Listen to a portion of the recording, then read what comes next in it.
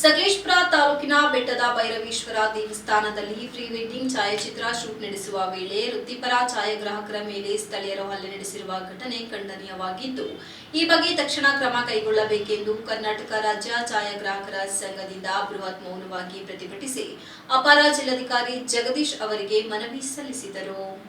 ಮೊದಲು ಜಿಲ್ಲಾ ಕನ್ನಡ ಸಾಹಿತ್ಯ ಪರಿಷತ್ತು ಭವನದಲ್ಲಿ ಸಭೆ ಸೇರಿ ನಂತರ ಅಲ್ಲಿಂದ ಮೌನ ಪ್ರತಿಭಟನೆ ಹೊರಟು ಹೇಮಾವತಿ ಪ್ರತಿಮೆ, ಎನ್ಆರ್ ವೃತ್ತ ಹಾಗೂ ಬಿಎಂ ರಸ್ತೆ ಮೂಲಕ ಮೆರವಣಿಗೆಯಲ್ಲಿ ಜಿಲ್ಲಾಧಿಕಾರಿ ಕಚೇರಿ ಆವರಣಕ್ಕೆ ಬಂದರು. ಸಂಘದ ರಾಜ್ಯಾಧ್ಯಕ್ಷ ಎಚ್ಎಸ್ ನಾಗೇಶ್ ಮಾತನಾಡಿ, ಈ ಘಟನೆಯಲ್ಲಿ ಸುಮಾರು 5 ಲಕ್ಷಕ್ಕಿಂತ ಹೆಚ್ಚು ಮೌಲ್ಯದ ಕ್ಯಾಮೆರಾ ಹಾಗೂ ಇತರ ಛಾಯಾಚಿತ್ರೋಪಕರಣಗಳು ಹಾನಿಗೊಳಗಾಗಿದ್ದು, ಛಾಯಾಗ್ರಾಹಕರು ದೈಹಿಕ ಹಾಗೂ ಮಾನಸಿಕವಾಗಿ ಸಂಕಷ್ಟಕ್ಕೆ ಒಳಗಾಗಿದ್ದಾರೆ ಎಂದು ತಿಳಿದು ಬಂದಿದೆ. ಈ ಘಟನೆ ರಾಜ್ಯಾದ್ಯಂತ ಛಾಯಾಗ್ರಾಹಕರಲ್ಲಿ ಭೀತಿ ಮೂಡಿಸಿದ್ದು, ವೃತ್ತಿಪರರಿಗೆ ಸುರಕ್ಷಿತ ವಾತಾವರಣ ಅಗತ್ಯತೆಯನ್ನು ಎತ್ತಿ ಹಿಡಿದಿದೆ.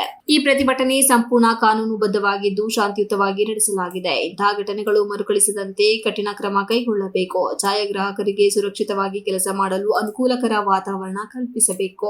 ಸಂಬಂಧಿತ ಅಧಿಕಾರಿಗಳಿಗೆ ಸೂಕ್ತ ನಿರ್ದೇಶನ ನೀಡಬೇಕು ಹಾಗೂ ಶೂಟಿಂಗ್ ಸ್ಥಳಗಳಲ್ಲಿ ಸ್ಪಷ್ಟ ಮಾರ್ಗಸೂಚಿಗಳನ್ನು ಜಾರಿಗೊಳಿಸಬೇಕೆಂದು ಒತ್ತಾಯಿಸಿದರು.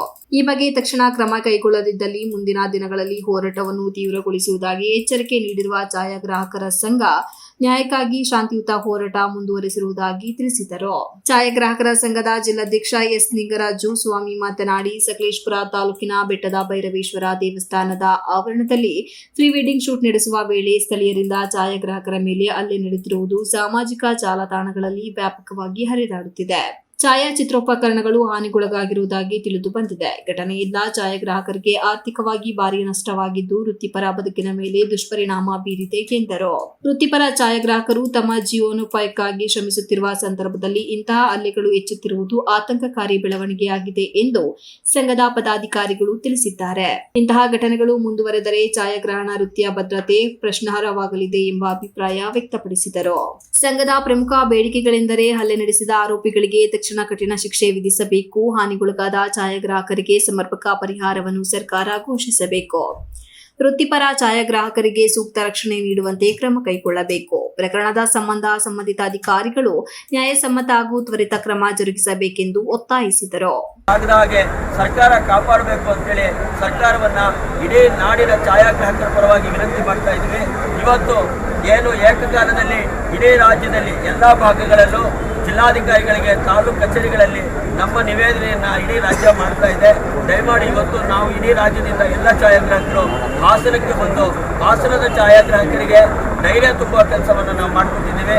ಸರ್ಕಾರ ಇನ್ಮುಂದಾದರೂ ನಮ್ಮ ಛಾಯಾಗ್ರಾಹಕರ ಏನು ಬೆಂಬಲಕ್ಕೆ ನಿಲ್ಲಬೇಕು ಅಂತೇಳಿ ಈ ಮೂಲಕ ಎಲ್ಲರ ಪರವಾಗಿ ಕೇಳ್ಕೊಳ್ತಾ ಇದ್ದೀವಿ.